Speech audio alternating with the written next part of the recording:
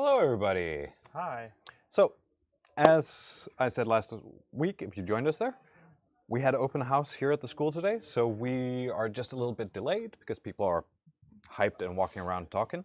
So me and Mito are just gonna sit here and talk for a little bit. So just as a quick introduction, my name is Chelfe. I am going to be the teacher today. I am a technical artist and assistant teacher here at CADA Trumax, as well as a lecturer at Riseba University in Latvia, and a miniature designer for Drobniacast print. And Mito is a lovely student on our 5th semester. Like that you have so many titles and this guy's a student. It's all good. Yeah, hi. I'm a 6th semester student, currently working on my thesis at CADA, which is very exciting. Which will also kind of be the theme for what we're going to be doing now. So we used to, at the beginning when we were doing these boot camps, we used to do a lot of Talking. Talking, podcasting between us, which we found really fun. So we're bringing it back for a bit now until people are getting ready. Yeah, they're a little bit hyped. They're looking at student projects, you know, the things that have been running on stream and stuff like that, and they're playing the student games as well. So they're walking around having fun, and we don't want to ruin that. So we're just here to entertain you while we do that. How's everyone doing? Yeah, how's everybody doing? And where are you from as well? Thank you. Sorry for stealing your thunder. No, that's okay. You're the man. I'm the guest student. I don't know. I usually walk around and help people behind the camera. Mito. Yes, my lovely assistant Mito. Sometimes I swoop in just to say hi. Yeah, especially during those animation things because. That's true. Yeah, because while I am a generalist, I know how to animate. I am also very much not a specialist, but Mito is a specialist in animating, so that means he's been doing more animation the past 2 years, 3 years? Yeah. Oh, 2 years. Yeah, 2 years. 2 years than I've done the last 6 months. So yeah, it's a bit. Oh, and we're getting people from. So we got Estonia, wow, and we got Norway and Sweden. How lovely. And we got nonsense from Bornholm. I know our chat moderator Christian is a little bit giddy that you're here. Wait, all right. Am I done for his NYC is New York City, right?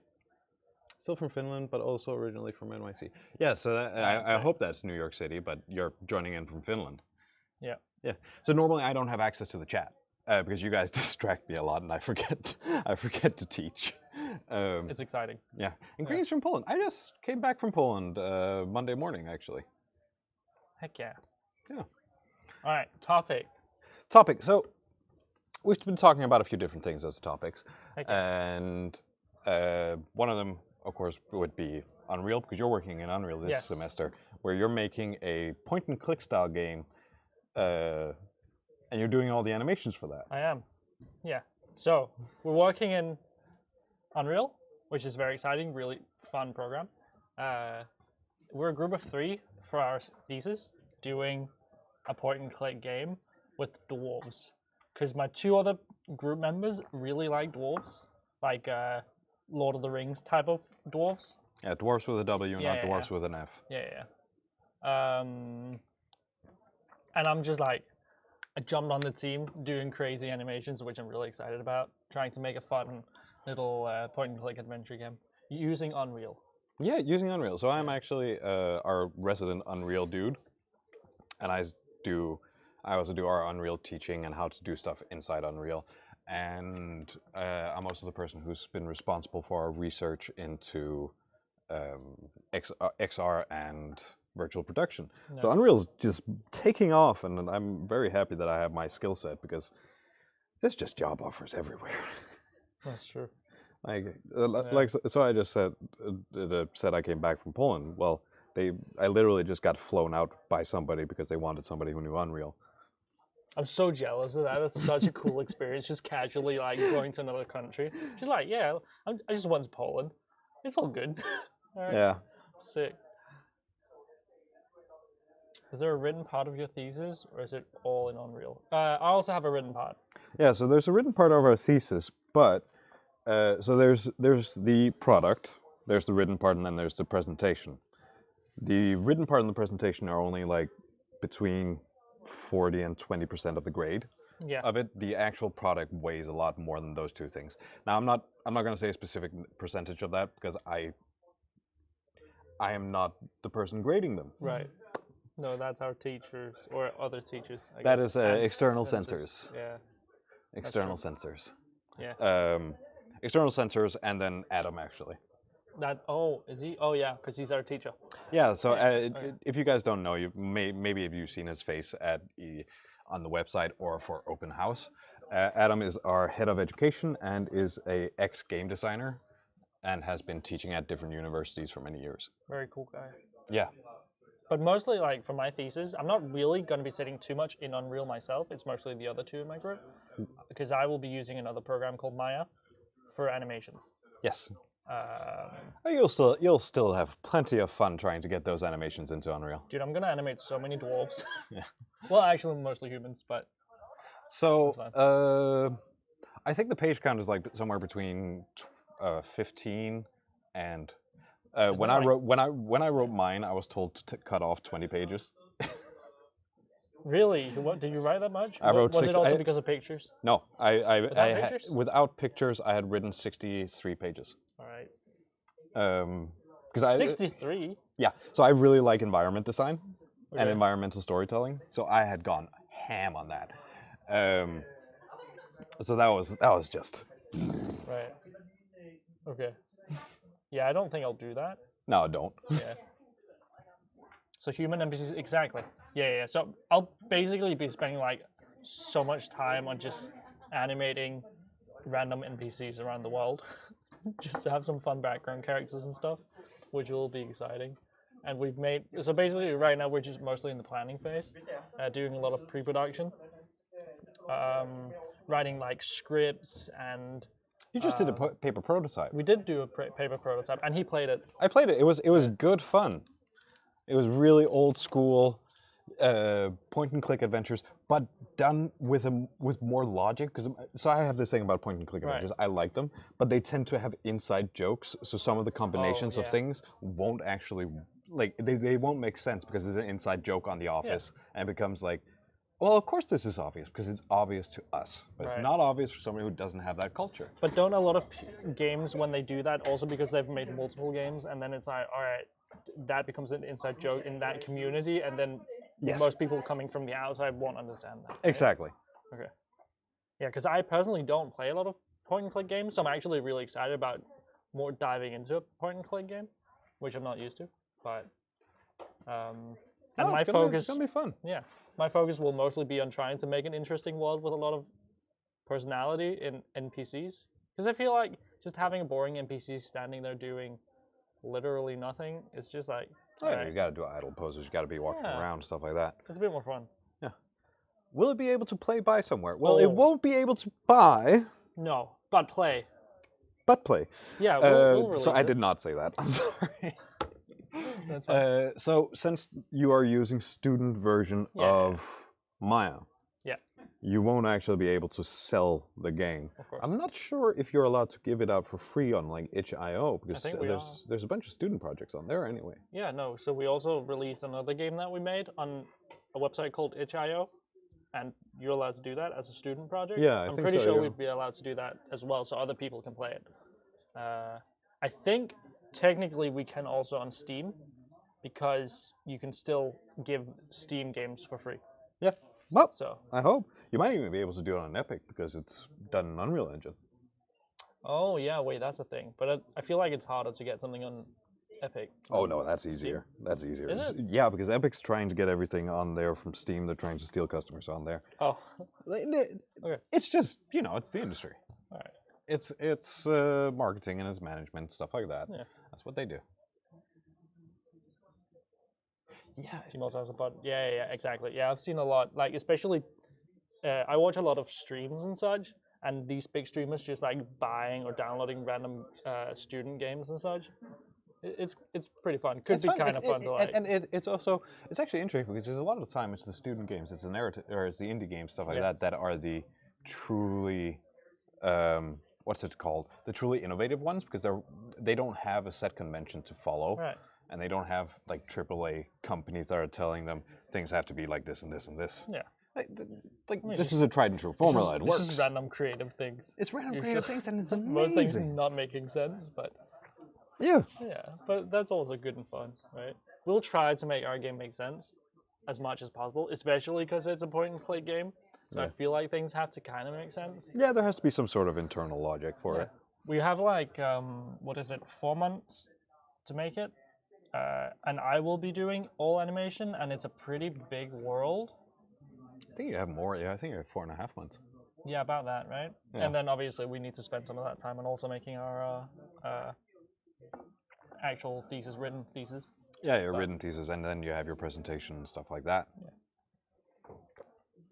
But honestly, I'm kind of excited because I haven't really sat in Unreal a lot, especially when it comes to animation. Because as an animator, it's quite a nice skill to have to be able to both make the animation and implement it in the right way. So I'll also be focusing on that because I haven't focused a lot on the implementation. Oh, you got to remap skeletons and stuff like that. That's gonna be good. And set up like blueprints or character blueprints and all these. Oh, state machines. Yeah. Yeah. And they're simple. You should be able to do that. Yeah. That's also why a lot of people enjoy indie games. Yeah. No, indie games are really fun. Yeah. Especially like the big one. Like I feel like when making an indie game, the dream is always to hit something like, what's a good indie game? Inside. That's oh yeah, Playdead. Yeah. Yeah. So Playdead, you have things like Deep Rock Galactic as well. My personal favorite from newer times is a game called Against the Storm. I don't know that one. No, it's absolutely amazing. It's a roguelite city builder. Okay. And then your people are humans, beavers, lizards, and Oh, wait. harpies. I feel like that sounds familiar. Yeah, it's amazing. Okay. They just won an award, actually. Did they? Yeah. And it was at a GDC. Oh wait, GDC. Yeah. Oh, like the convention. Yeah, the GDC. They just right. just won an award there. That's exciting. I really like games. Do you know Hollow Knight? I do know Hollow Knight, but I'm not playing it. Oh. Okay. I've watched many playthroughs of it because it's lovely. The aesthetic's lovely. The story behind it is lovely as well. It's really good. But it's like I'm a very I'm not a casual gamer in the way that I don't play a lot. I do it here and there. I like stories and I like environments. I like pretty things. So I don't play games on hard mode. That's fair. When it comes to all skill, like competitive type of thing? Yeah, no. Well, I guess it's not competitive. Like I am so bad at League of Legends. Right, okay. But I enjoy playing it with my friends. That's also very competitive. I feel like games such as Hollow Knight is less competitive compared to that. I'll be back. You take. Yeah, I'll take it. Yeah. So actually, I think my biggest foray into like hard games was Elden Ring, like everybody else, and I really enjoyed that. Oh, Dwarf Romantic! I loved that. That was so romantic. That is such a clever way of building, building a mechanic up, and then having city building done in a rewarding way. Like I feel like Islanders almost had it, but Dwarf Romantic really just took it that extra step. But yeah, like Sanus is saying, I like my games chill as well. But I buckled under and I played Elden Ring. Oh, did you? Yeah. I actually haven't. Oh, well, Yeah. so, but here's the thing, because of the way I play games and the way I think, I completely over-leveled myself, and then I found the cheesiest weapon ever. Oh. There's this lovely, lovely spear, where that it's like the dragon killing spear, the big one that goes into the city. So it's like a long range weapon. But it's not actually that long range, but it has a charge up attack where you fly up into the air and you throw a lightning bolt. Oh wait, I've seen that one. Yeah. And that lightning bolt, while it doesn't damage all that much, it deals so much posture damage, so you can knock pretty much anything What's down. posture damage? Is it That's how much. like stunning them basically? It's stunning them. It's Okay. knocking them down and stuff like that. Okay, sick. So I had bosses like the hardest one, the Melania thing. All right. That I cheesed completely. Right. All right. So we are being told that people are about to get ready. So I'm just going to quickly inform everybody here that we're also doing the stream in case they haven't experienced it as before, and then we're going to get started. There's a link, or there's a chat pinned in the top of the comments. That is the file we're going to be working on today. That is the blender barrel you see here. Boop, right there. yeah. And I have rigged it up, and it is ready for animation. Are you going to teach them the basics of I'm gonna Blender teach- as well? Hell yeah. We're going to go through basic navigation and a few hotkeys and stuff like that. Good stuff. But we're not going to go through modeling and stuff like that of today. course. No, animation is fun. I pretty much only do animation, like I said before, Yeah. and I enjoy it very much. I will be walking around and helping people physically, so And I will also be getting up and demonstrating a few things because that's the best way to do animation as well. yeah, that's fun. Always look at, well, not always. If you're having a hard time figuring out how things work, always look at physical reference, even just yourself. It's Yeah. very good. So refractions, no, we will not be covering rigging and stuff like that. While if you are an intermediate or like you've tried Blender a little bit before, it might seem very simple. For new people, it's very abstract and can be kind of weird. I've tested out teaching people who already know rigging how to rig in Blender, and it takes longer time than we have. So we will not. It is pre. What he said. It's pre-rigged. I'm sorry. It's simple, and you know what? Things don't need to be more complicated than they are. That's true. Have fun, peeps. All right. Hope to see you again. Hello, everybody. My name is Chelfe, and I'm the teacher on this. Maybe you've experienced me on the live streams, or you've seen me before. I am a teacher here at the CADA Trumax. I'm also a teacher at the university in Riga, and a miniature designer next to that. So I have a few things going on at the same time. I'm streaming online for the people at home, so I'm stuck here. But I have some wonderful assistants that will be running around and helping you with whatever you have issues with. Just put up your hand. Put up your hand, they'll come find you. To start off with, today we're going to be animating. We're going to be animating a barrel. I have pre-rigged it and prepared it for you all so that you can play around with it. And we'll be going over just some of the basics and how to do things, and then we're going to start tweaking and really making a bit more love and appeal for the animation. So, let me just transition this. Oh, that's the wrong side. There we go. All right. So, you should now have a Blender scene. Let me just close this down. This is my screencast keys so you can see what I'm doing. You should have a Blender scene that looks something like this. This is our barrel, and I'm just going to go over the basics of navigating inside 3D space to start with. So, to navigate inside 3D space, we use our middle mouse button. We click it down and hold. This will allow us to orbit around in 3D space. If we hold Shift down and middle mouse button, this will allow us to pan back and forth and up and down and stuff. And Control and middle mouse button will allow us to zoom in and out smoothly. We can also zoom in and out with like scrolling on the scroll wheel. You can see wheel up and down, wheel up and down. But this happens in steps, so if you want more control over it, you gotta use the control instead. We can also hold Alt down, and we can drag our mouse. It can be a little bit finicky. It can be a little bit like moody and not want to react the first time, so you gotta really mean it. And this will take us into something called orthographic view. Orthographic view is a thing that only exists in 3D space because it's a view without perspective. That means when things are further away, they won't appear to be further away.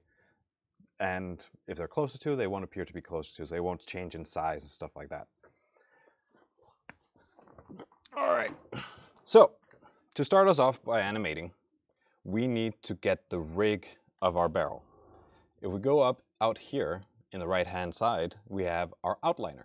There is a armature. We must select this. We're going to go back into our 3D space, and we're going to change our mode up in the left-hand corner to pose mode. This is where we do all our animation. We can no longer really pick our barrel. We're locked to our rig, which is these two bones. And we're going to start animating on it. So to give a little bit of foreshadowing of what we're going to do, we're going to have our barrel do a quick wind up. Like it's going to do something to prepare it for the jump. And it's going to jump up and it's going to land over here.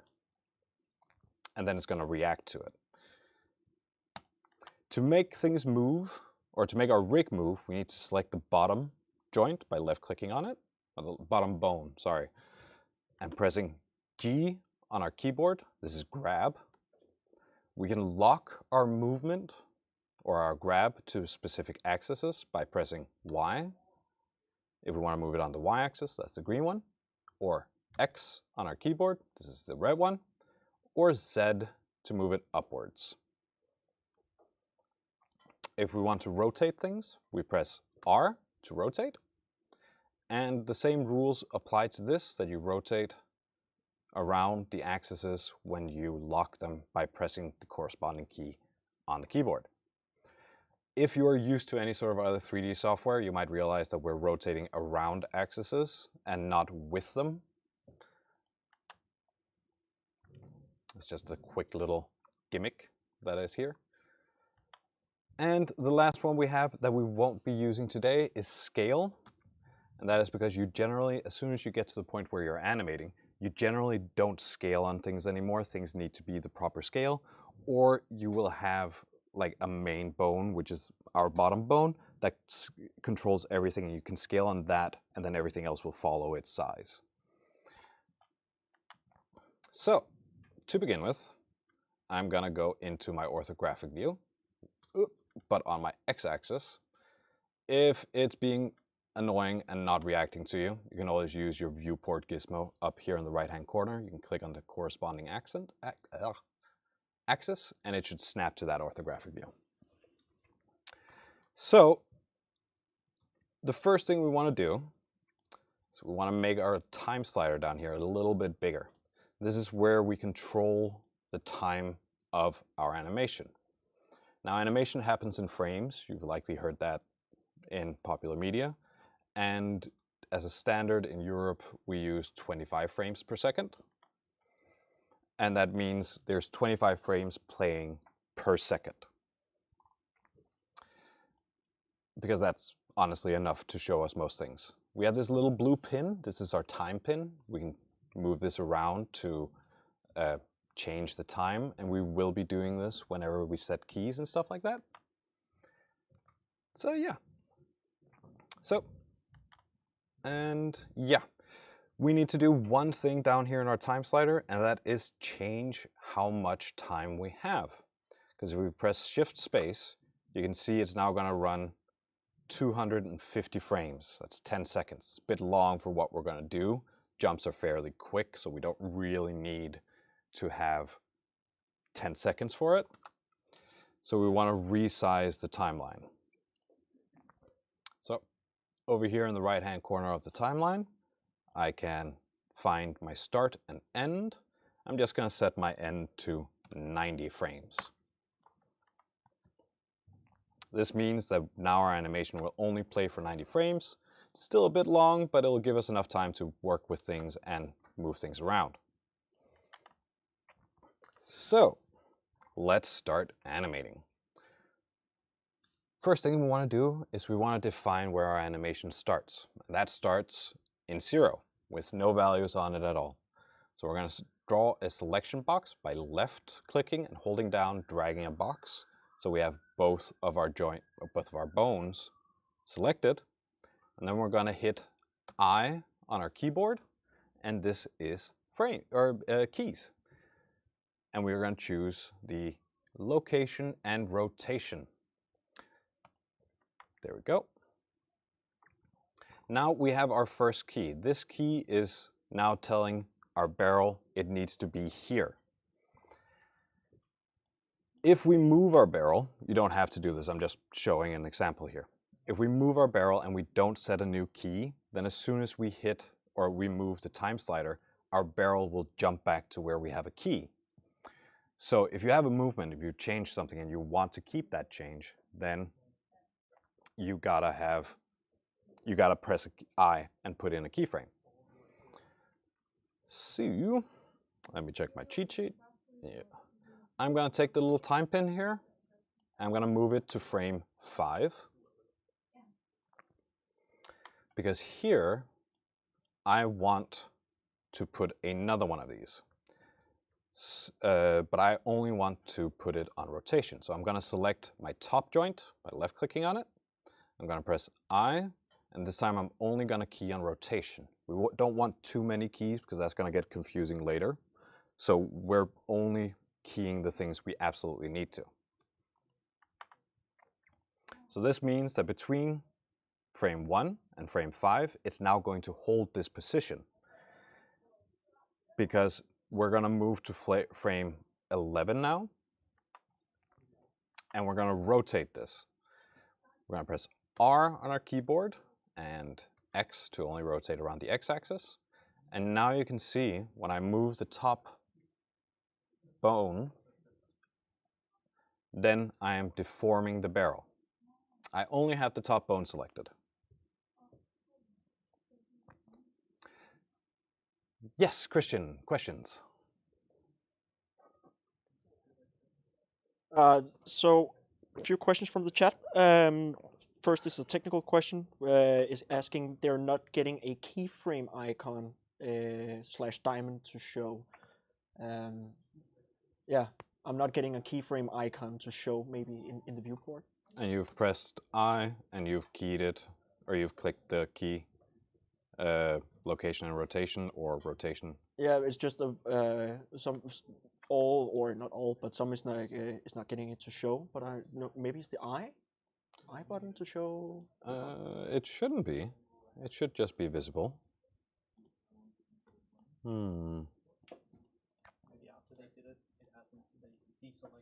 Maybe if you've deselected your bones, then they won't show up in the timeline. It's only what you've selected that will show up. So let's see if the chat is working here. Also, a question is more about the teachers here at the school, if where they can find portfolios for them to see what you guys have made. Well, I think it depends from teacher to teacher. Because I'm a technical artist, I don't really have a portfolio because it's hard to show technical things off. Because it's mostly other people's work that I've done awesome things to make them work. I know our advanced teacher Birk has he used to have a website called Fear Factory, but probably a lot of things are called that. Halfdan, I think he just has his show reel personally. I don't think he actually has one public. So there was no. No, and I tend to not show my things either. Okay, fair enough. People still having the same issues, that is still not getting anything. There are some people saying I is working fine, but keyframes don't show up on the timeline. That is weird. Oh, hey, there is a Matthias in the chat is just came in with a clutch and helped them out. All right, great. So yeah. Yep. All right, so we're gonna go to frame 11, and here I'm going to rotate in my x-axis. Now I'm going to do this fairly loosely. There's no set value. I'm going to do it so that it really scrunches up, because one of those weird things in animation is it's very rarely the action itself that's interesting. It's the wind up and the follow through of it. So if you jump, like if you just jump without doing anything here, I'm sorry, my head's getting cut off, without like bending down and preparing for a jump, you don't get very high, and it's not very dramatic. But if I go all the way down and then jump, I actually get a lot of movement. And all the personality in animation comes from the way I, follow or I anticipate the movement. So getting down, I put my arms back like this. Mito probably does something different. All y'all probably do. And then the same when I land. The way I land is different from the way you land. And that's where all the interest in animation is. It's very rarely in the actual action. It's in the before and after. So we want to do the before now, which is this scrunching up, preparing to jump. So we're rotating in the x-axis. I'm just gonna move it a little bit. Maybe I want to do more. Do what feels right. A lot of animation's feeling. It's a lot of artistry and feeling that goes into it, and not, sadly not a lot of technical, these and these numbers will work best. And then I'm gonna press I, and I'm gonna key on the rotation, like so. And now we can scrub through, and we can see this rotation happening. The glorious thing about 3D compared to 2D animation is we don't need to draw every frame. We don't need to key every frame. The computer handles a lot of it for us. It's doing what's called an interpolation between two rotations, how things should move between these two rotations. So it's just giving us that for free. Rotation on the top one. So it's just giving us a bunch of animation for free that artists through the last 80 years have had to do all on their own whenever they're doing traditional animation. And still do sometimes. But let's get into that later. All right. So with this little scrunching up, and like I'm saying, what I'm doing right now is called scrubbing through. I'm pulling my time slider to show my animation. This doesn't give you a very good, what's it called? A very good feel for what's actually happening. It doesn't give you the timing, it doesn't give you the spacing and stuff like that, but it allows you to see if the movement is correct. And then when we hit shift space, it will show us the actual movement. What is the timing like? Is this all right? Is it not? Stuff like that. And those are things we can go into later and play around with and fix, and I'll show you how. Don't worry. But now I want to move myself to frame 20. And I want to go away from my top bone by simply left-clicking the bottom bone. And I can see here, yeah, I want to put in a frame here that is location. So this is holding our location still. It's holding our location for 20 frames. Because now we want to move to frame 40. And because we have our bottom bone's the one we can grab and move. If we grab and move the top one, it's just going to rotate. It doesn't actually move. I want to move this in my Z and my Y axis. So I'm going to press G. And because we're in orthographic view, we can only move in the Z and the Y and not the X. I'm going to move it up. Let's see, that's about right. It's going to move it up here. So a little bit forward and a little bit up. And then I'm going to press I and give it a location.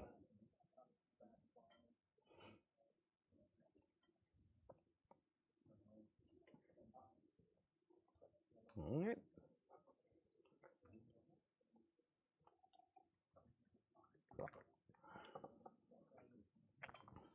So now we can see our barrel's moving up. It's scrunching down, it's moving up, and then we want it to land at frame 40, let's do frame 48, 49. You know what? We can change it later. Let's do 50, nice round number. And now I want this to move down so it lands. So I'm going to press G again. I'm going to move it down. I'm going to have it land. So I'm not too worried about hitting the Y or the Z axis perfectly. You can be if you want to. You can go in and open up this little menu in the left-hand corner. And we can see we have a little bit of value on our Z axis. Oh, that's not what we wanted. I'm just going to move it back down. Boop. Yeah. This is honestly a bit fine for me. So I'm going to press I. I'm going to key my location. So now we can see that's our jump. It's slow up and fast down right now. But that is our basic jump. That is how we move things to have a jump. But now we need to start animating on the top bone, because now we know our timing for our jump. Where's the top of the jump? Where does it land again? And one of the things we want is, as the barrel goes up, we want it to stretch out. We want it to stretch out as if it's trying to get as high as possible. So I'm going to go back to my top joint bone, and I am going to find it starts on 20, lifts off, lifts off, lifts off, and goes to frame 40. This is the top of my jump. So now I'm going to rotate the top joint backwards. So this is it stretching backwards instead. And I'm going to put a key. So I'm going to press I and pick rotation, like so. So now we can scrub through and see wank and stretch.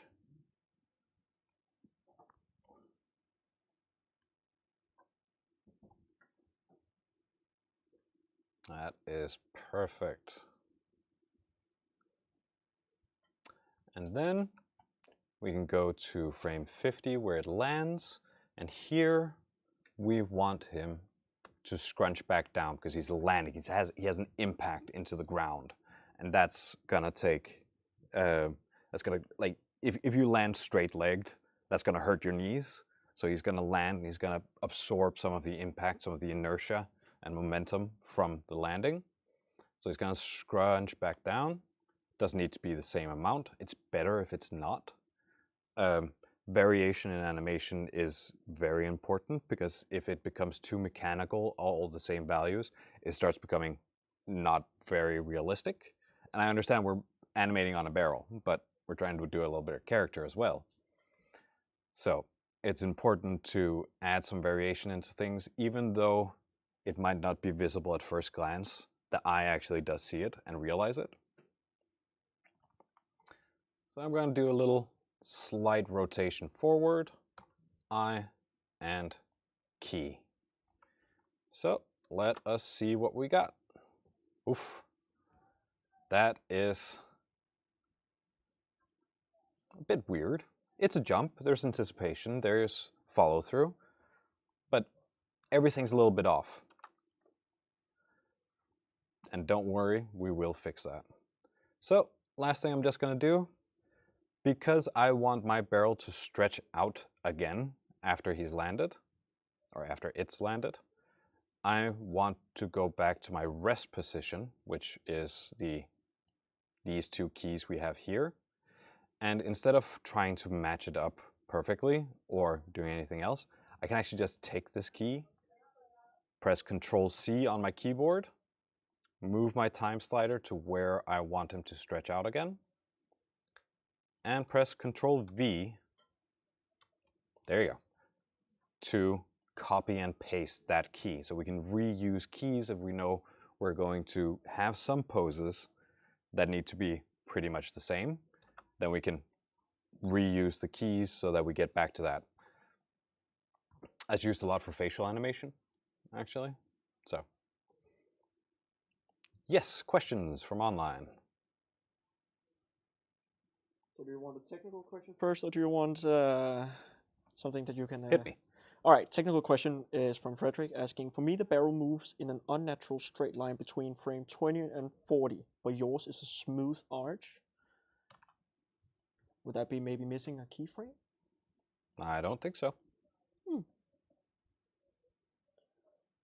Well, Frederick, you're on your... I think it might have something to do if you're just going diagonally when you set your keys or where you place your barrel in frame 40, right? That's likely, then it's just going to move diagonally that way, while I moved mine further up than I moved it on the y-axis, which means it's going to try and get to that instead. But don't worry too much about that, because we will fix it. We have set all our frames now, and now what we need to do is we need to work on our graph editor. So, can you two make sure that everybody is followed up and ready to go into graph editor, has all their keys? And I'll answer the second question here. Yes, it's from Matthias asking, is rigging easier than animation? It depends. And I was always about to say the same thing, because... So it really depends on who you are. For me, rigging is easier than animation. Mm. For Mito, well, Mito also really likes that rigging, so that's a weird comparison. But there's a lot of people who dislike one, but not the other one. Like while I said I can animate, I'm not the worst animator in the world. I'm far from the best. I do prefer rigging. But at the same time, if you want to become a good animator, you need to understand rigging, because you need to understand how the rigs you're going to be handed work. And there's a few cases, most studios won't allow this, but if you're good enough, they're not gonna scold you for it. We had a teacher a few years ago who had worked on the Transformers movies. And he was explaining that he got a rig that didn't work. But instead of sending it back, waiting a week to get it fixed back, he just fixed it himself. Took him an afternoon, he was ready to animate the day afterwards, instead of waiting a week to be able to animate on Optimus Prime. That's cool. Yeah, that's pretty cool. And those rigs are complex. Could imagine. Yeah. But I'm also quite glad, because now when we was in first semester, we actually were introduced to rigging first with our game character, and I'm kind of happy that now that we've tried out animation and then feel like what an amazing and a little bit more complex rig is when animating, now I understand why rigging is like the more fundamentals as you start with, and then understand how bones and joints and all that works. Yeah, and it's also so it depends on the studio and stuff like that, but riggers are actually at some studios in some places called technical animators. Technical animators? Yes, so they're not the animators, but they're the riggers, and they're then called technical animators. Oh, okay. But that's because there's a lot of roles that don't have like locked definitions. Like you can be a texture artist or you can be a shader artist, but you're sort of doing the same thing, but shader artists do it in a different way and texture artists do it traditionally with painting things. But those things are also getting muddied and people use both of them. All right, that kind of makes sense. Yeah. So there is a question, but it is from Zanard is asking, can we make it slide a bit on the y-axis when it lands? And I'm thinking that would be in the graph editor. You can kind of make that, or... You could, yeah, you could, but then slide back. But yes, if you want to make it slide a bit on the y-axis, we can just quickly do that. Go here, we have it land on frame 50, so oomph, and then... Getting a little bit like an anime kind of style, you know, where it's like sliding. Oh yeah, like the... Yeah, that's great. We could do it in the graph editor. Yeah, we'll do it in the graph editor. Let's do it that way instead. That's going to be better. Right. All right. Everybody caught up? All right, everybody's caught up, so let us move on. So, for now, we're done with our timeline. So we need to change it into what's known as the graph editor. Go up in the upper left-hand corner of the timeline. It's this little clock button, and this is where you change the areas inside Blender to be specific workspaces. And under animation, you can see we have our dope sheet, our timeline, and then our graph editor. And our graph editor is the one we want to change to now. And this will become beautiful and a bit disorienting to look at. These are our curves, or in Blender terms, our graph. This is where we add all the small tweaks, all the little nice movements and stuff like that, and we give our barrel a bit more personality. So let us start from the beginning. I want to make sure that my rotation here looks good. So I'm going to select my top bone. I'm going to go out here in the graph editor outliner. I'm going to open up this little drop down. Now this will give us a lot of things that are very confusing, but don't worry, we're not going to have all of them on at the same time. We're going to press the little I button next to them. And when I say I, it's the I logo. And we're going to find our ex-quaternion rotation. This should be our rotation. It is.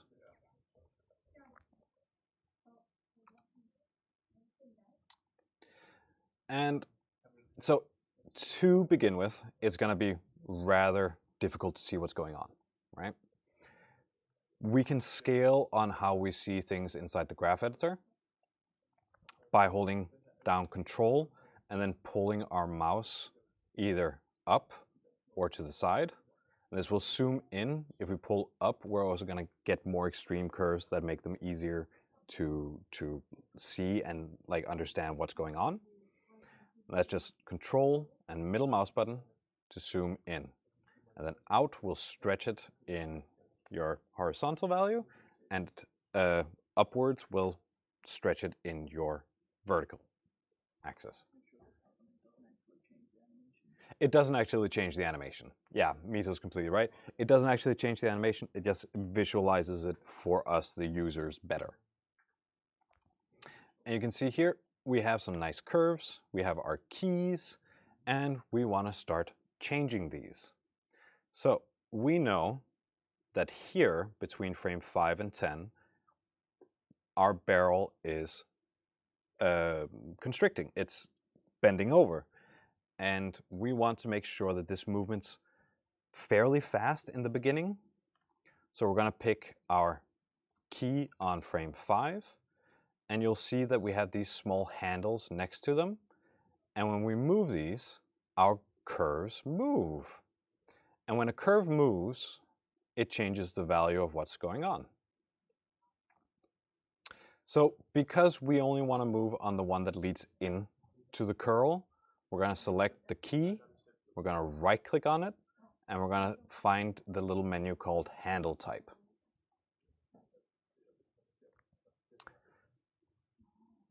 And we're going to set the handle type to free. This will allow us to move the handles independently of each other, because if we don't do this, they will be they'll be locked and they'll try to curve or like to smooth everything out between keys, and we don't necessarily always want that. Sometimes it's okay, but other times we want to be able to move those freely. So I'm going to pull this and I'm going to move it a little bit up. So I wanted to like move very little in the beginning and then quickly get into the crunch. So you can see, I play this, it's actually, it's changed. It's no longer very static. I can just show you what it would look like if it was completely static. Like that. Ooh. Okay. Vector, and I want this to be a vector as well. There we go. So if we did like this, you'll see that all the movement is happening at the exact same speed all the way through the animation. And that looks very unrealistic. It doesn't just look mechanical, because even mechanical things will have time to accelerate and decelerate. So we need to make sure that we're creating that when we animate. Or not, yeah, we need to make sure we're creating the acceleration and the deceleration while we're animating. So we're going to grab the handle. I want it to hold its starting position a little bit more just so that the initial like rotation gets slower. But then at the top key, I want to, that also needs to be set to free. So select the key, right click, handle type, free. So I want this to be quicker. So now it should be like a very quick wink, wink. Yep. And maybe, you know what, maybe he could actually hold this pose for a bit longer. That wouldn't be too bad. Oh, that's a bit too long. And don't be afraid, like, try things out. It doesn't need to be right the first time. It just needs to be right when you feel like it is. Even, yeah. Whee! That's better. So now he's holding the crunch a little more, just for a little bit longer time. I want him to start stretching up before. There you go. Yeah.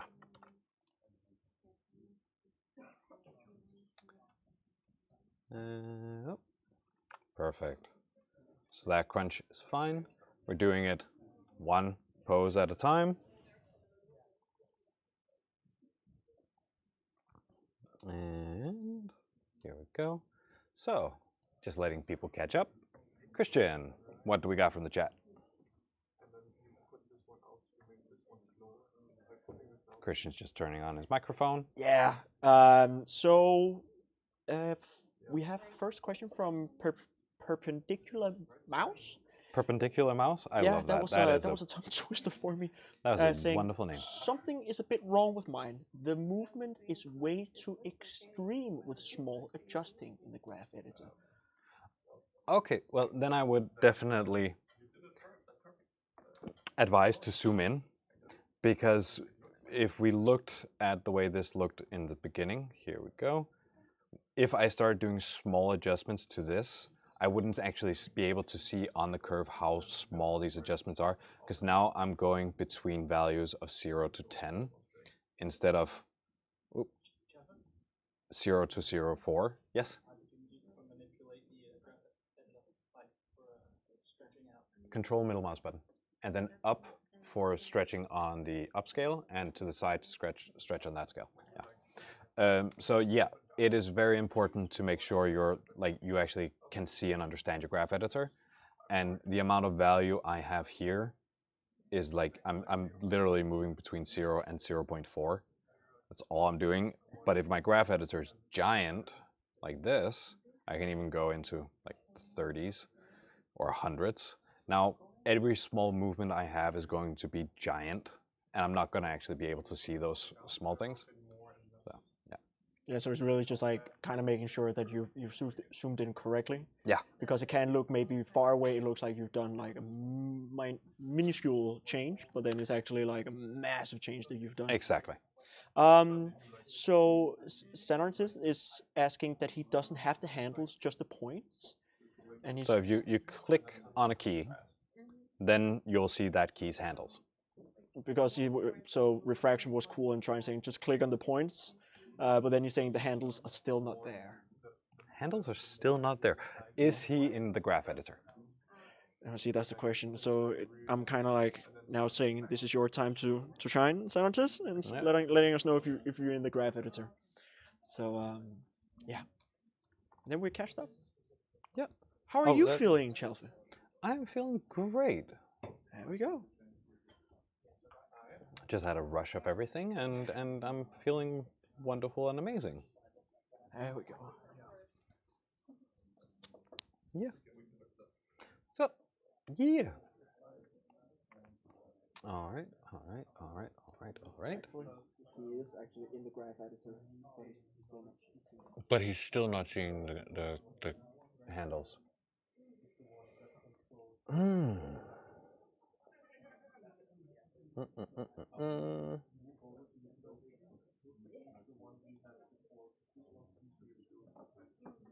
The dope sheet? Why the hell is it? Okay.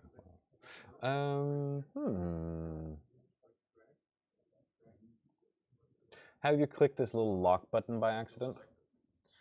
We'll see what he answers. But I was like just wondering, now that I'm a little bit more efficient in Maya, maybe there's like some certain way that you can kind of just like turn it on and off. Is that what the thing is, maybe? You probably can. I just never have because I've never had a reason to. Yeah. Yeah, so you can actually go into this little view button here, and there is a show handles or control H, if you've happened to press that. Potentially. So check that you haven't accidentally pressed control H, or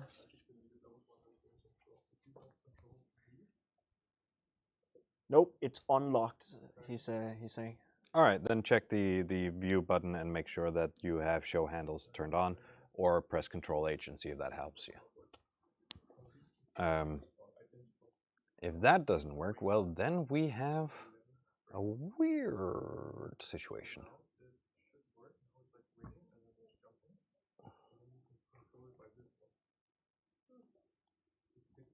Yes?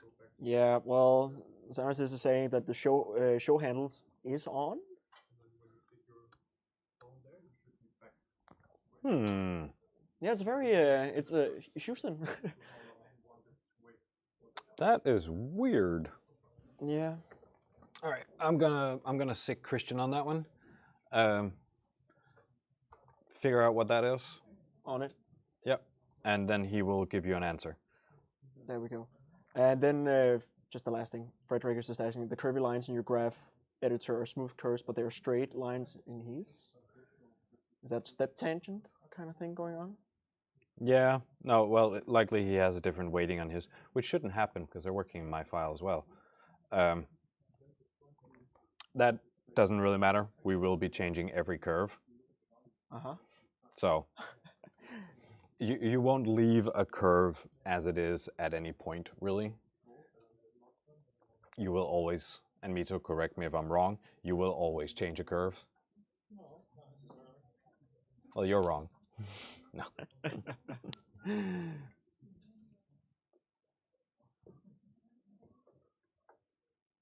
All right. So just, all right. Yeah. So I'm just gonna grab the out handle, the handle that's going out of my rotation, or of my rotation key here, and I'm just gonna check for the exact frame that we leave the ground. So this frame is actually the one I want him to be almost stretched out on. And this is going to be like a really quick animation. Oop. Don't move that. So I'm gonna grab my stretch key. I'm gonna grab the in handle of that. That's the handle leading into the stretch. And I'm going to stretch this towards the previous key. So I want this movement, this stretching out, I want this to be like a pop, an explosion of energy when we animate. Let's see if that helped. Whoop. No, it's a bit slow for my liking. So let's change the placement of that key. So if we want to, and in this case we do want to, we can select keys in our graph editor and we can actually move them in the timing by just left clicking and moving it. Or if you don't want to change the value of it but just want to change the location of it, you can press G and X in our case because we want to move it in the time and not in the value. So the value is up and down, time is horizontal from side to side. We want to change the value of this, GX, and we want this to be around frame 20. Let's see, actually. Boop. So there. That's frame 20. We're gonna make. I'm gonna do it on frame 21 is when I want it to stretch out completely. And I'm gonna take my out key because I want, or I'm gonna change my handle type to free. I'm gonna take my out handle, and I'm gonna really just stretch that sucker far out. Because I want this stretch needs to be like as much as possible. We can even overdrive it a little bit by taking the graph downwards. This mean is now on a further value than our key actually is. So even though our key has a set value, we can tell the graph that it needs to go further in that value to like really drive home that animation or that feel. There you go. Let's play it. Ooh, there's something wrong with that snapping. I like the movement of it, but the timing doesn't fit on the jump. So what if we move these two? So yeah, just selection box over the two keys, grab them, press X. Let's see what that looks like. That's not right either. That's better. Might give it a little bit. No, yeah.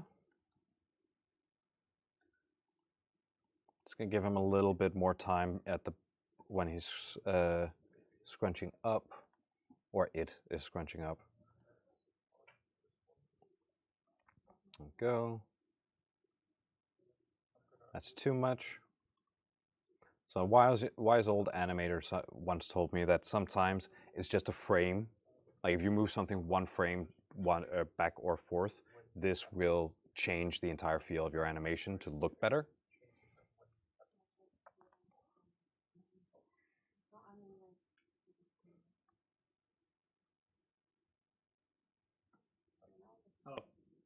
I'm off camera, but so when it comes to animation, like timing is really important. So you can have like a decent movement and stuff, but like Chelfa said, moving one frame, just one frame could do a lot if your animation either seems too fast and too slow and stuff. So it's a lot about going back and forth and tweaking to make sure that you feel like the timing is right. And yeah, that's pretty much what you do in animation, right? It's timing, space. Well, so you have the 12 spacing. principles of animation. Yeah. And they take a longer time to learn than these 2 hours. But the 12 principles of animation haven't changed for 100 years because they work. And nobody's been able to find a different way of defining them to work better. So there's no reason to. Also, in animation, we really like curves in the sense of we generally don't like when things are a straight line because it's kind of boring. So we always try to make sure that the curves in our animation and the curves in our graph editor, they feel more organic between the different keys because it just gives off a better vibe. And then from there, it's just like tweaking. Yeah. All right. So I'm going to go to our final rotation key here. This is the landing, the crunch. And I want to start, or I want this to be a bit longer. So I want him to actually start crunching down before he lands, because he's anticipating the landing. That's too much. And that's better. Might still be too much. Almost getting there. So like, yeah, it's just these small tweaks, seeing that's closer, that's closer, that's closer, that's closer. We're honing in. We're trying to get something that looks right. We're not trying to hit it the first time. We're trying to hit it again when we're like worked with it for a while. We want this to look good. And it's like if you work for the big animation studios, Disney, Pixar, and stuff like that, an animator will do 3 seconds a week. They'll sit and work on the same shot for of 3 seconds for a week to get that, make sure that that looks right. Some of them might be a bit faster. None of them are slower because that is one of the requirements. You gotta be able to do 3 seconds a week. Really? Yeah, well, unless you're an intern, but yeah. So I'm just moving this slowly back and forth to make sure that it, whoop, there we go. All right. Doop. Yep. All right. So for now, I'm going to leave my rotation curves of this as it is. And I'm going to go to my bottom bone. Ooh, let's see here.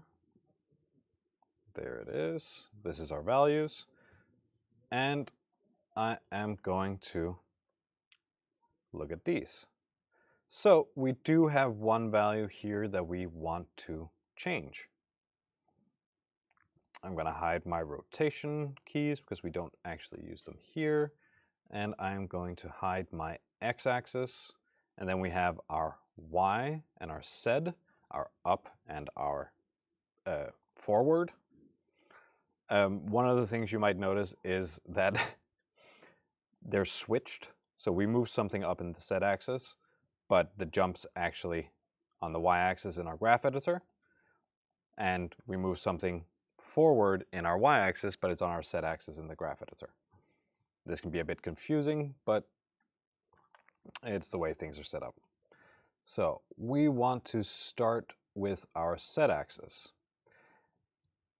And this is because we want its forward momentum to start off linearly. We want it to be that straight curve that Mito was telling us not to have, just so that that momentum is constant throughout everything. So we're going to right click on it, we're going to select handle type, or we're going to drag a selection box over all of them, right click, handle type, vector. This will straighten them out. We can see we have this little, in my case, I have this little key in the middle here that's creating like a divot or a little indent in my curve. If you have this, it will likely make your animation look weird. You can see. Ooh, comes very floaty, very ghosty. So in my case, I'm just going to go in and I'm going to delete it. By selecting it, pressing delete, it should disappear.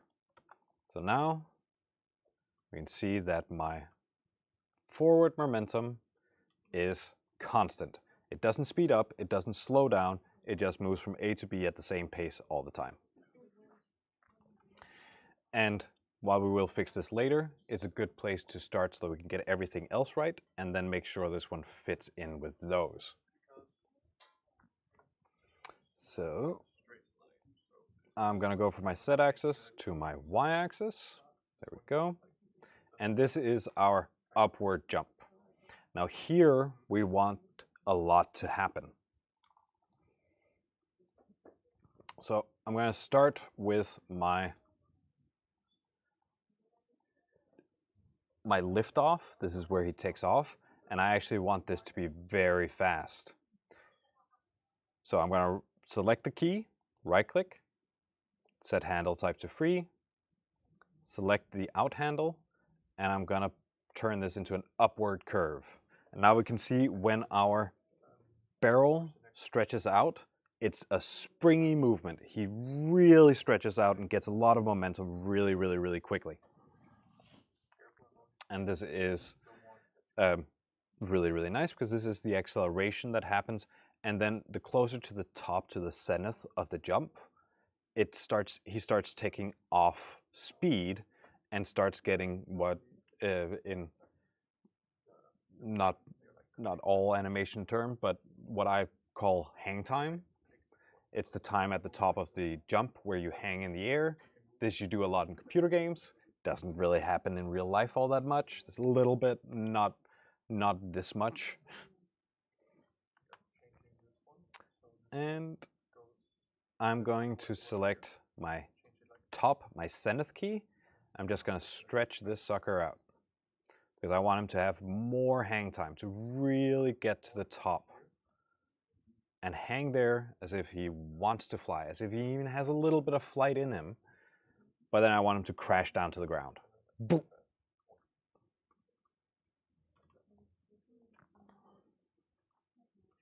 Yeah.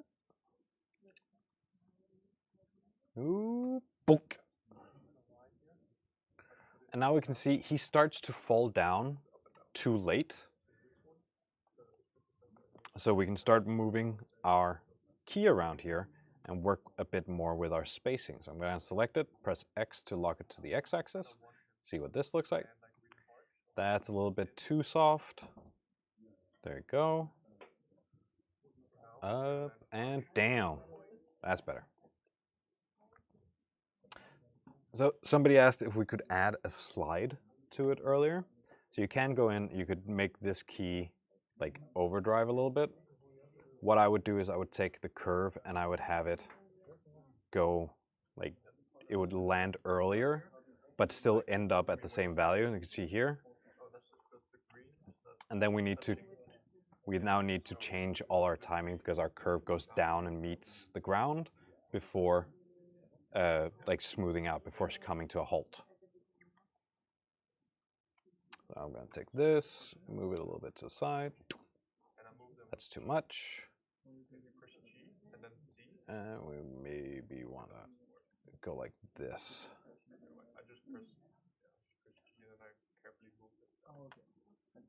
There you go, like that.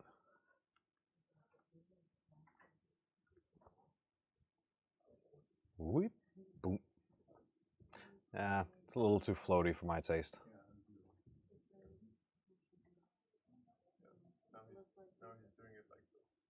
Yeah.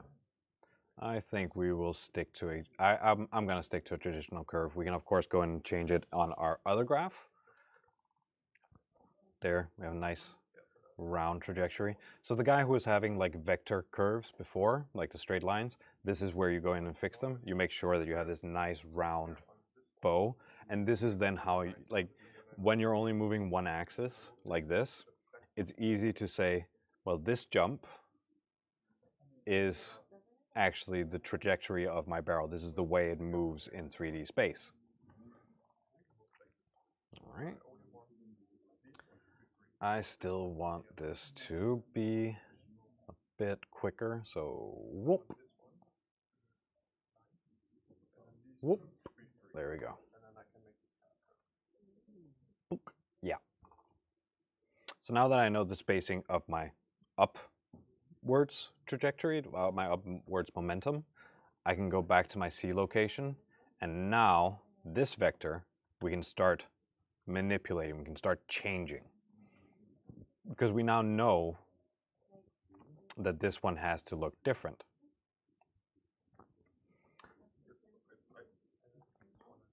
That's a bit too... Whoop.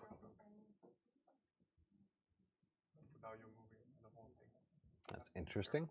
That actually does give an interesting effect. Yes? Do you have time for some questions? I do have time for a few questions, yes. Since it's an animation, there are a few technical questions. Yes, of course. First I like that. Gator, and it's more just like a statement. He's saying, in my case, the graph is inverted from yours. Mine goes into negative territory. Not a huge deal, but he's still curious. You have likely, when you have been setting your camera to orthographic, you've likely at some point gone 180 degrees, and then you're looking at the whole thing upside down. Oh, that can maybe be It can happen. I've done it by accident multiple times, so that's likely what has happened. I recently had one of my miniatures that I sculpted, and I was trying to scale it in ZBrush, and it was not scaling correctly. And I realized, oh, everything's in minus and it's upside down. And that kind of makes sense. Yeah. Yeah. This is the thing I've delivered. It's like on the market, so. Yeah. Well, so sorry for because my microphone just got cut out. So I'm just gonna rephrase the question for what you've been answering to, and that is for Gator, that your graph is inverted. But now another question. Patricia is saying, I can't see the Z curve, but the barrel movement is looking fine. And I believe maybe he's... Have you hidden it out in your outliner? Do you have the correct bone selected? Have you zoomed in so that it's not tiny? Yeah, I'm also thinking it's not just showing There's a up. lot of different things that could be causing that you're not being able to see your curves. Yeah. Oh, and actually, your theory was correct with the case was inverted. That somebody has also had it flipped. So Yeah, well, confirms your theory. so that's sort of the strange thing. It's something we like to joke about here. Is we're teachers, which means we are likely some of the best what's it called, troubleshooters in the industry, because we don't troubleshoot for ourselves, we troubleshoot for an entire class. Whenever there's a class that has some issue, we're the ones who fix it. And that means we know all those small technical mistakes, we know all those small gimmicks that people have issues with. There are still students who surprise us. There's still people online here who surprise me, but we are most likely some of the best troubleshooters out there. Absolutely, and yeah, you're damn straight about that. The chat has also been a huge help to us throughout this this bootcamp session. Some of them has absolutely been helping us when we had some technical issues. But so thank you to all of you in the chat who's been a sidekick to you. Yeah. So. I have so my cheat sheet says something completely different than what our curves here say, but this is one of those happy little accidents that I like to say, just to inform you or to show you. This is what our Z axis is supposed to look like according to my cheat sheet. And that's not what we have, but I like what we have. There's a little bit of Wile E. Coyote, Warner Brothers, early Warner Brothers work for it, and that's very nice.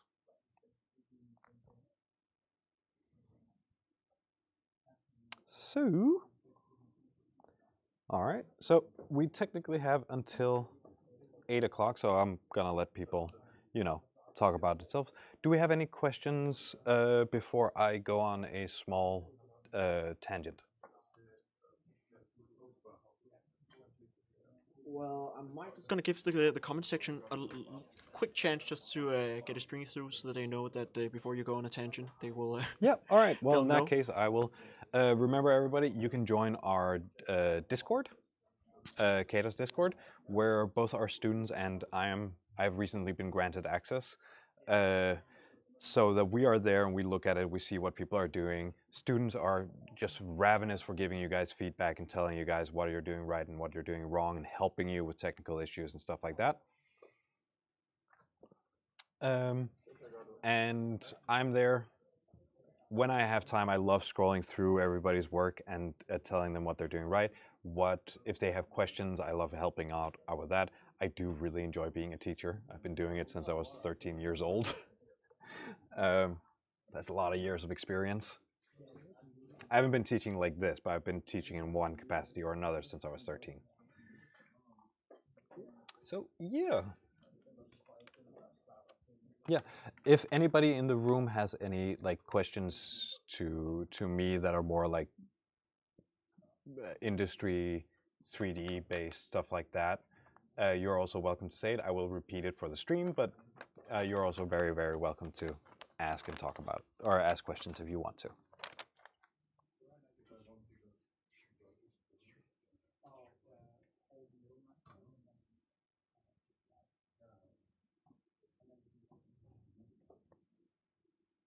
All right. So, are we getting everything from chat? I think more people is getting a realization that that they might have been that found animation a little bit intimate to some extent. Oh, but it is.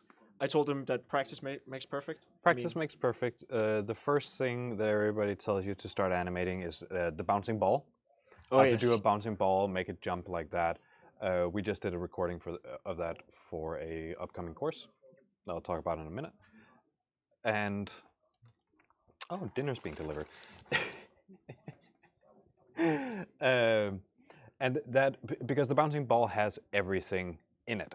The bouncing ball has, if you do a bouncing ball, that's how you take a step. It's how your hip moves when you're walking. It's how your head moves when you're walking. It's how your shoulders move. It's all these things. The bouncing ball just encapsulates all principles of animation, and it's the first thing and the best thing you should practice when you're doing animation because it will just teach you everything. Yeah, we had it here at the start of second semester Yeah. where you gave us a ball and it was just like trying to make this ball bounce. And I was so blown away how much it takes to actually get that, even just like classical, how gravity works. Like, do you want to do it stylized? Do you want to do it realistic? Like, do you want one of those like, classic Looney Tunes where they like hang in the air for for a short moment and it's So I'm just gonna quickly hide everything in my scene so you guys can see something because Blender has a cheat key. They have? Blender has a cheat key. So I got my location. I'm gonna find my sed. I'm gonna right click on this interpolation type. If you right click, go into interpolation type, you can actually have it do a bounce. It might want more keys. Don't worry about that. Just gonna, don't have to copy. I'm simply doing this for demonstration purposes. There you go, selecting them all. And just a quick answer to Matthias. Are we ending now? I would say that we're kind of closing in. We're sort of closing in, but we're also just allowing people and questions and people who are here physically. Why is this not working? To there we go. Yes. To ask questions if they need it, but also people who are here physically if they want to work on a bit more on their curves, because normally this takes a lot longer. You can spend an eternity in the graph editor. Oh yes, you can. This is just the loveliest of lovely. Absolutely. So here's a statement. Yeah. And it's my barrel ended up having the consistency of pudding. That's fine. Yeah. There's no real reason to not just accept that some things will be pudding. Absolutely. And a question. Yes. For I am from Alicia Mentula. Yeah. Saying, I am a 2D artist. Do you think that the game industry requires game concept artists to also understand and have the ability to create in 3D? No. No. I don't think it's well. So we make sure that our school is staying relevant by talking to the industry, by constantly making sure we have contact with the industry. And one of the things we are being told is we need to teach our students to design as well. So be the concept artist as well as the concept artists, or as well as the 3D artists. Instead of just getting concept art, we also need to teach our students how to create things from simple prompts. I need a box. Okay, is it a sci-fi box? Is it a wooden box? Is it a plastic box? What is this box you're telling me about? Well, our students, and we strive to teach our students to look at what they're working on, what the context of, and being able to look at that and then make a corresponding and fitting box for that. That's right. So, and so, while there definitely is currently a shift that we want the people who do our 3D to also be our designers, there still is very much room for concept artists. How that industry is doing right now, I am not, as a 3D artist, qualified to talk about. I am sure that there are concept artists out there. If you look at people like Adam Duff, he has wonderful talkings about how the concept artist industry is right now. We do have Lawrence Marvitt, a old character and creature designer and animator from Disney and Pixar, who teaches here and is going to have a lot of classes on design and stuff like that. So it is definitely something we're also looking into, not just improving, but incorporating into our education. Fantastic. I think that will be the end of chat questions from here. All right. Yeah. Any questions from in here? All right. Well, if not, then soon. I just need to get the correct date.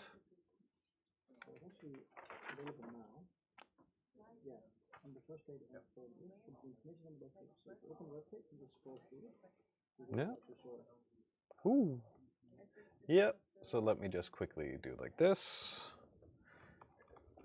And so we are having a new course that is going the first classes of it are available right now, and we will be releasing more and more classes that go more into depth, but also teach the theory behind a bunch of these things, or behind a bunch of 3D. In the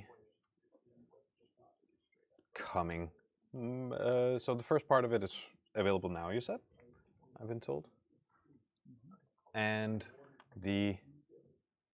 there we go on our website. Here you can see it, 3D Essentials. First part of it is available now. We have a whole host of wonderful people talking about it. Kim Hain, who recently watched or won a CFF for his movie The Dream Builders.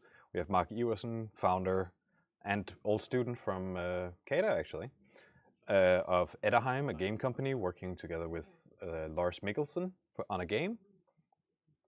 My wonderful face, and the wonderful headmaster. We have Halfdan, he's teaching better animation than I do. We have Birk, who is just, there's no end to his talents. And as you can see here, we have a release schedule. We have these different parts of what you can do in Blender, and you can sign up to do this. Ooh, there's even a sneak peek. Yeah, so this is, of course, an online course. One of the special things about it is you get special access to me every week on Wednesdays for questions and answers, help, and everything you could need.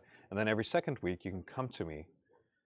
But you're allowed to come in here physically and meet with me if you want to. We can also just do it online.